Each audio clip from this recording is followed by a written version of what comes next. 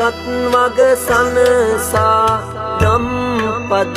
ගලපන බුදු පුත් රුවනකි කසාවතේ උත්තම සසුනේ හිමි කළ මෙහෙයට නම ලියවේ මතු අනාගතේ නම ලියවේ මතු අනාගතේ හිත බැඳි මනහර සුමිහිරි හඬකින් දෙසුවේ දම් කඳ පින්කාර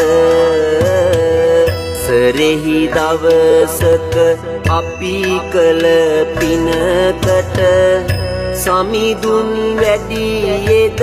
කියා සිතේ